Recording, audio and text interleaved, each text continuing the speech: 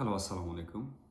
তো আপনারা সবাই জানেন একটা বিষয় যে ওয়ার্ল্ড ওয়াইড অলরেডি কিন্তু হিট ওয়েভ শুরু হয়ে গেছে অনেক দেশে। ঠিক আছে? বাংলাদেশে বেশ কয়েক মাস ধরেই কিন্তু প্রচণ্ড পরিমাণে গরম।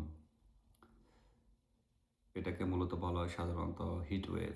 হিট ওয়েভ কেন শুরু হয় কিংবা কেন এরকম হইছে এতটা গরম? এটা সম্পর্কে অনেকেই জানেন। তো হিট ওয়েভ সম্পর্কে কথা বলবো বাট কেন শুরু হলো এটা নিয়ে না। এটা আজকে যে বিষয়টা নিয়ে কথা বলবো সেটা হচ্ছে যে ডেনমার্ক গভর্নমেন্ট থেকে অলরেডি হিট ওয়েভ সম্পর্কে একটা এমার্জেন্সি ওয়ার্নিং দেওয়া হয়েছে। এজন্য এই ভিডিওটা মূলত করতে বসা। যাতে করে সবাই এই ভিডিওটা দেখার পরে একটু হলেও সচেতন হতে পারেন। তো দেখেন ডেনমার্ক যে ডিএমআই এটা হচ্ছে মূলত যে ড্যানিশ মেটেওরোলজিক্যাল ইনস্টিটিউট থেকে বলা হয়েছে যে আগামী Friday, Saturday, Sunday temperature 30 degree থেকে আপনার 35 ডিগ্রি পর্যন্ত পৌঁছে যেতে পারে। যেটা আসলে শুধুমাত্র ডিসকমফোর্ট না, মানে এটা যে আসলে যারা মানে এই যে আপনার যে ঠান্ডা প্রধান দেশে বসবাস করে অ্যাজ এ ফরেইনার তারাই বুঝতে পারবেন যে তাপমাত্রা সাধারণত যদি 15 থেকে 20-এর উপরে চলে যায় তাহলে কিন্তু আহ, খুবই অসহনীয় হয়ে যায়। ঠিক আছে? কারণ আমরা এখানে ঠান্ডার মধ্য থেকে অভ্যস্ত। যেমন দেখেন এই যে গতকাল এবং তার আগের দিন একটু বাইরে একটু বেশি চলাফেরা হয়েছিল আমি অলরেডি জ্বর সর্দি কাশিতে কিন্তু অলরেডি আমি অসুস্থ। আমার ভয়েস শুনে আপনারা বুঝতে পারতেছেন। ঠিক আছে? তো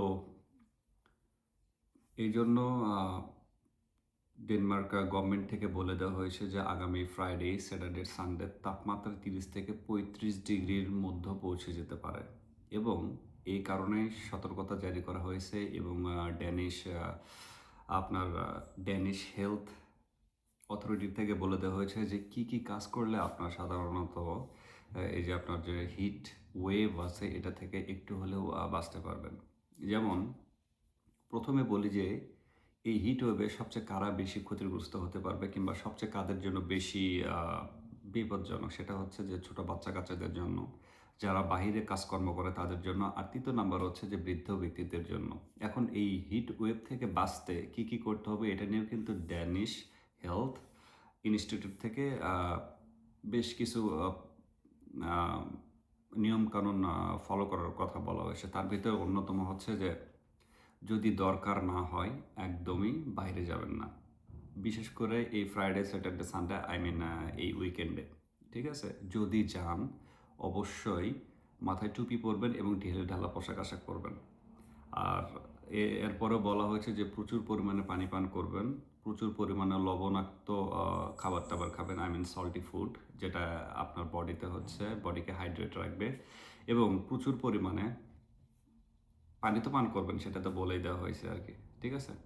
তো এই সকল কাজকর্ম যদি করেন আর প্রচুর পরিমাণে পানি খাবেন আর ঠান্ডা পানি অবশ্যই খাবেন। আর আরেকটা কথা বলা হয়েছে যে 12টা থেকে 4টার মধ্যে যে এই সময়টাতে কিন্তু তাপমাত্রা অনেক বেশি হয়। তো প্রয়োজন ছাড়া আসলে বাইরে যাবেনই না।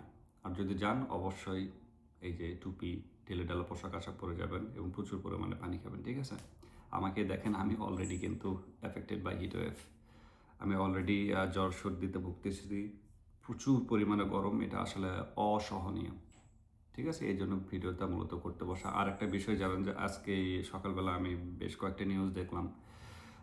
আপনার ফ্রান্স, ইতালি, তারপর হচ্ছে বেলজিয়াম, নেদারল্যান্ড, নেদারল্যান্ডের অনেক স্কুল এবং কলেজগুলো কিন্তু ক্লাস কমিয়ে দেওয়া হয়েছে। তারপর হচ্ছে আপনার কিছু কিছু স্কুল, কিছু কিছু ইউনিভার্সিটি কিংবা কলেজ বন্ধ করে দেওয়া হয়েছে। ফ্রান্সের আইফেল টাওয়ারের হঠাৎ করে বন্ধ করে দেওয়া হয়েছে, পর্যটকদের নেয় নাই। গতকাল এবং পরশুদিন নাকি প্রচুর পরিমাণে টেম্পারেচার ছিল, যেমন হচ্ছে 25 থেকে 35 অ্যাবভ। এর কারণে বাচ্চা কাচ্চা এবং কিছু মানুষজন সমুদ্রে গোসল করতে গিয়ে সেখানে প্রায় হচ্ছে মোর দেন 30 পিপল মারা গেছে। আমি জানি না কতটা সত্য কিংবা কতটা মিথ্যা, বাট ওয়ার্ল্ড ওয়াইড যে প্রচুর পরিমাণে হিট ওয়েভ এফেক্টেড ফেলছে এটা কিন্তু সবাই অলরেডি জানেন। ঠিক আছে? যার জন্য মূলত এই ভিডিওটা করা।